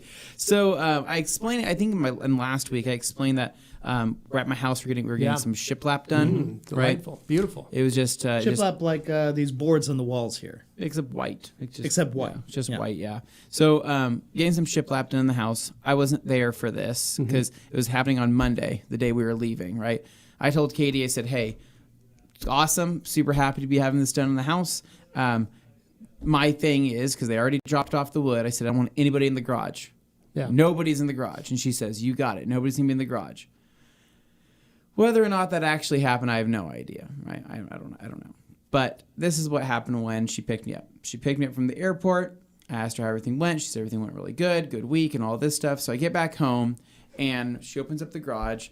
There is a couple of pallets of furniture in there, a couple other big boxes. There's extra wood from the job. Everything's a mess in this garage.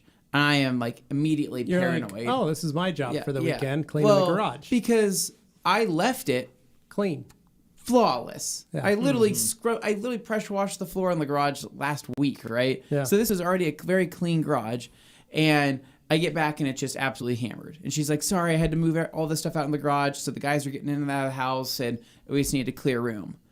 I'm one of those people where I'm like, I will clear room. I will throw crap into the backyard grass before cluttering the garage. That's just me, right? Yeah.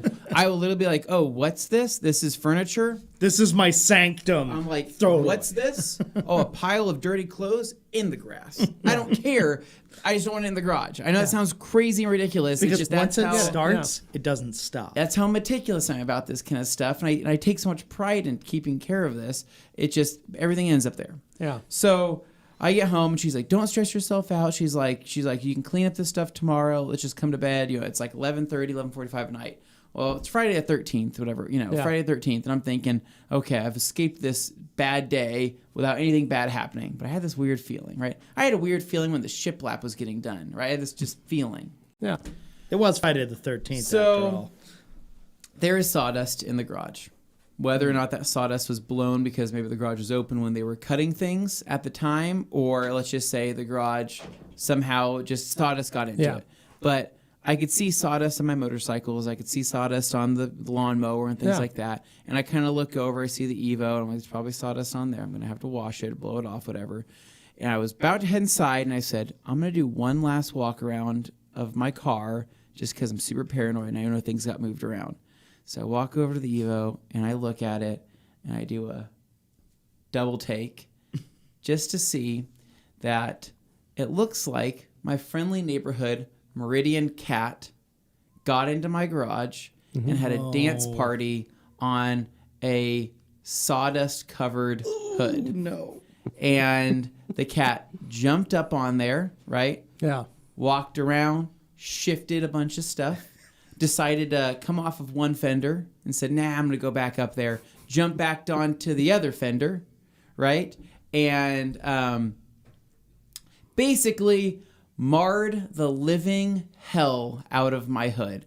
And I was sick to my stomach. Dude, I was like, no way. Like, no greater fear to this man than harm coming to his Evo. Dude, it's just more stuff has happened to that car in the last week. Not driving anywhere. I think it's nature trying to tell you, if you're not going to drive this thing, I'm going to make it look like you drove it. So you better sell it or drive it more. I haven't even moved the car out of the damn driveway, and more stuff has happened to that car, right? Yeah. Between birds flying in my garage and crapping on it, right? Things hitting it, and then a cat jumping on it. I'm like, this sucks, man. Clock's ticking, buddy. Like, this sucks. I am so upset. And so when you walk past the hood, you can see the shift in which the paint looks because of all the scratches in it, right? Yeah. A couple deep scratches in the claw marks, but fortunately the cat went up the windshield and said, nah, I'm done with this, and jumped off, right? So there's nothing on the roof, nothing on the spoiler, trunk, anything like that. It really was just the both front fenders and then the entire hood. Yeah. So car is coated in OptiCoat Pro Plus. I would like to recoat it in OptiCoat Pro Plus just because I like the way it looks on the car. I think it works for that. I think it just works. It's great. I want everything just to be universal for my own personal OCD tick. And if I would have, I guess I could coat Inspiration as well, but I would like OptiCoat Pro Plus. No. I don't think there's an OptiCoat Pro Plus installer here in Boise. I would like to be able to somehow manage to find an extra vial of some sort and be able to apply it myself, or with the help of another pro installer, whatever way I can get it on there. My other option is I say, forget coating it, and I PPF the hood and recoat the fenders and whatever, right? Recoating, PPF in the entire front end seems like a little extreme because it's I just But it's Anthony we're talking about here. Of course you're gonna. Well, my other problem is my guy Steve at Garage Slick, right? My boy, he's booked out for like 5 months. Yeah, so it's gonna be a while. And I talked to him this weekend. I actually talked to him Saturday, and he's like, "Yeah, man." He's like, "That sucks to hear. I have a spot in my garage I can kind of sit in my new bay that I picked up. It could sit in there for a couple of weeks until I get to it." And I'm like, Steve, I'm not going to let that car sit there for 2 weeks. You know what, though? At this point, would that really be such a bad thing? At this point, I'd be better off there. But it might be safer there. Dude, It's not like you're going to drive it anyway. I was just so mad. I got home. It was the last thing I wanted to deal with. I told Katie, I'm like, I feel sick to my stomach. I just feel pretty gutted right now. And she's like, what do you want to do? I said, I'm going to go jump in the other car, go for a drive to the gas station, and I'm going to go get a tall boy and probably pound it and probably fall asleep. And she's like, that's not like you at all. I said, when things happen to my car, it is, right? I'm like, so I'm going to go do that. Called it a night. Thought I woke up from a bad dream, but no, it was real reality. Yeah. And then it's just one of those things, dude. I walked by it and I can see the damage there. And I know that there's nothing I can do about it because I could polish it out, fix it, but then I'm going to have an uncoated car. Correct. And then I'm going to have to re-wipe it down, re-polish it out before it gets coated, whatever I need to do. What if you put Legend on it or something? Legend will be fine. I really want Optico Pro Plus, though. I just like Optico Pro Plus, and I'd liked it to be on there because the way I see it, I would like to return it to the way it was. Yeah. That's how I was happiest, even if I didn't drive it. I was just happiest that way. So, rest of the weekend, I was spent doing house stuff. Found out that there's a Meridian dump. Did you know that? No. There's a dump in Meridian right down the street from your house, Dane. Where? Yep. It is off of Franklin and Linder, right? There is a Republic Services dump that you can take anything you want there. Oh. Why haven't I just been doing that? So you would have to buy a truck for the toilet. I've been spending it's hours worth of drive through traffic because it's 2 miles up the hill this way from here. So from your house to here, that 2 miles it's a plus it's my a half-hour commute. Dude, So it's a mile from your house. The dump is. Oh my gosh. This place, plus the commute. How did I not know about that? Dude, life changing. Wow. I had all this cardboard. I had all this stuff. Right. Cardboard free to drop off, right? Oh. They're open 8 to 5 on Saturdays, right? Nice. Man. Drop off all the cardboard you want for free. They don't charge you a dime. Wow. I said, holy crap. I went back for more crap, dude. I loaded up totes. I loaded up all sorts of stuff. Oh, wait. I did know about it. I've only gone there once. I thought it was only for cardboard, and I showed up, and it was after hours, so I couldn't get in. Nope. And that was my problem. Nope. But they allowed dumping of other stuff too. They can do general waste. So they can they do just plants. scoop it up and then drive it? Yep, they to the just main scoop dump? it up. It actually looked pretty nice, if I recall. It had a whole in and out, right? Wow.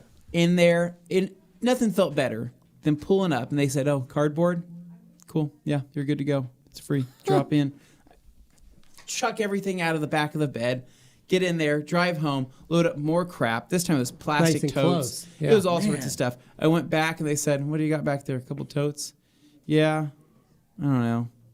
Probably $20 to everything. And I said, They don't weigh it or anything. 20. Nope, no weight. I said $20. I said, that's the difference. Wow. I said it's like $10 up at the big one. I don't even care. But it's a don't drive. depending on what you're $10 hauling. I a don't gas. care. I'm in theRam. I'm like, I don't even care, dude. So I'm like, I'm going to spend gas that much in cost? gas. I mean, So I dumped everything else out, and I said, this is the best thing I've ever found. Wow. Because I used to do the dump and runs. Yeah. Oh yeah, where I dump find, runs a where- day. Well, no, I mean, I'm talking where I find a random dumpster. Oh, and Oh. those kind of dump runs. Yeah. And The then kind you're not drive- supposed to do. Got it. drive off fast, cover my license plate. Okay. No, I've never done that before. But did that Saturday. Yeah. Worked on some stuff around the house. We got the shiplap looks good in the house, but I look at it and all I can think of it is my scratch car. And how Tear I'm it off. going to. Don't tell me in another month you're gonna be like, we need to move out of this house. Dude, it's just that cat. I told Katie, I said, how did it happen? Because I want to know, because I have to know, how did it happen? Yeah. And she's like, the garage was closed when they were here, but it was open several hours before they got there. It was open a couple hours after they left because I just didn't know the cat was a thing. Yeah, she didn't know said, about you'd the never cat mentioned getting Katie, in there. before? You knew the cat was a thing because you saw me polish out the red car because the cat had jumped all over it. And she's like, well, I thought that was just because it was outside. Yeah. No, and She didn't know that because the the cat would Meridian get in. Marmot. Yeah. And I said, no, it's not because of the Meridian Marmot. The cat just likes to be The cat's a very friendly orange cat that thinks you're his friend. Yeah. And he wants The to come see next you. garage tour video we do is going to be your house, I believe. Yeah, And you get to see the cat. The cat You're makes going to an see the appearance. cat because when I was filming it, the cat came and visited You'll us. see the cat. You'll It's a see him. nice cat, but now I have to figure out how to make it disappear. Yeah. Oh, well, wow. Dark. Okay, what Maybe. a great way to end So- a podcast. Good weekend. The ship lab looks good. I had to fill some holes in from the nail gun. Go through, do wood filler. Then I have to sand it down, and then we're gonna be painting that. I think Katie's grandpa's gonna paint it.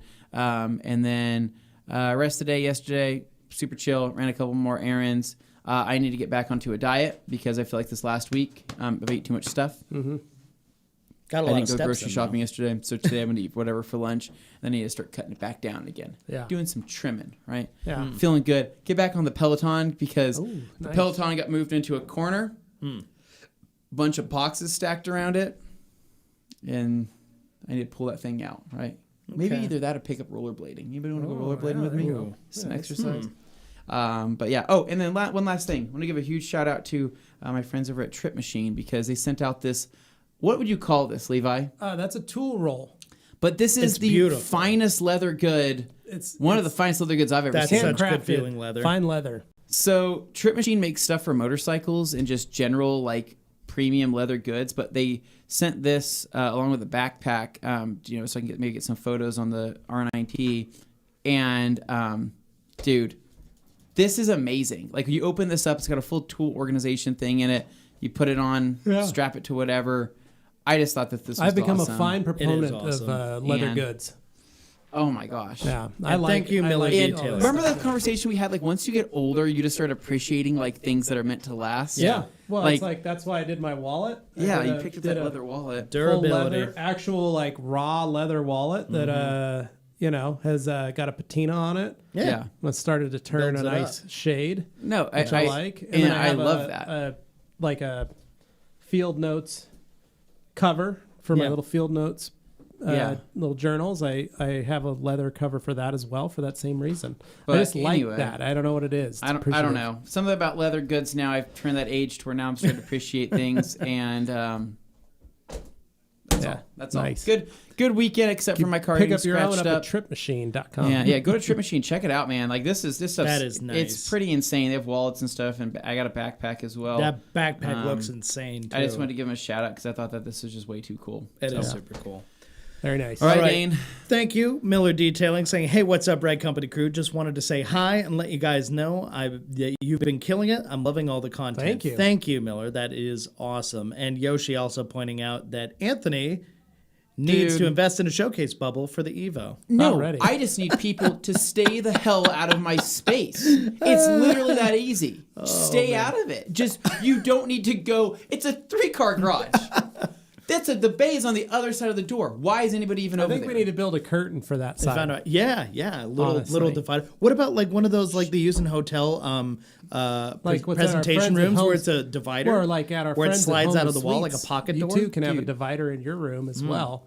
But it's similar to the curtain system we have here. You just Okay, hang that in you the know center. what? It blows Next time my we go mind. back to tour like our garages and show the updates we've done, I want to see a pocket door integrated into your garage. It's going to become the hot new thing. All the guys with cool garages are going to start doing What's a Hermetically it. pocket sealed. door? It's a door. It slides into the in and wall. out of the wall. Oh, So you could have a multi-level pocket door that covers up that entire The part of the thing room, is, it's not divides like it I'm away. protecting a freaking Ferrari. I'm protecting a Mitsubishi, but just nobody seems to not touch the damn car. That's what makes it great. It's just It's even like- better. I don't know, thanks, man. Josh. Yeah. Thanks, Josh. Yeah, Josh So- understands. This has definitely gone on longer than our normal podcasts do, but I think it's been well worth it. Yeah. So we're glad you guys got to join us on this journey, and it was fun doing the lives while we were Yeah, down there thank you as well. guys for tuning in. Even though we got chased off that old lady's lawn, that was fun too. But it's all part of the biz, right? That's right. So anyway, guys, thank you so much for watching. If you haven't subscribed, please do so, because how else are you going to know when we're doing these lives? Make sure you click the notification bell, because that actually is the one that really lets you know every time. Other thing, on the Rag Company main channel, you may have noticed, we're doing new series. Things like Relatable Garage, which I see has been very popular. People checking out Levi's garage. Make sure you check out Gabe's episode too. He's got a good garage, shows a lot of good stuff. And the next one coming up on that will be Anthony. So you can look forward to that. And of course, the biggest of them all, the one we told you it was going to be worth the wait, and I think based on the response we've gotten, people agree. The Heat Car Challenge, guys. Make sure, if you haven't watched it already, go watch it. It's amazing. It's so much fun. Tim has been killing it from behind the wall over there. So good. It's been his baby, and he's been having fun editing it. I've seen, like, he's doing all kinds of stuff. I was like, that's literally our best series we've ever made. I love it so much. So, guys, keep watching it. Keep sharing it with everybody you can. Click those likes. Make sure also that you're subscribed and click the notification bell for the Rag Company main YouTube channel, because that's how you're going to know when we drop these things too. Which, by the way it's going to release, the Garage series is going to be a Saturday thing, and the Heat Car Challenge is going to be a Sunday thing going forward, just for the next little while until we run out of episodes, and we got to find something else to fill those up with. But weekends are like the hot new thing, so that's where we're going to be pushing a lot of our videos. So keep an eye out for that. Nice. All right, guys. Thank you again, and we will catch you later this week on the main Rag Company channel for Q&A Thursday. But until then, see ya. See ya.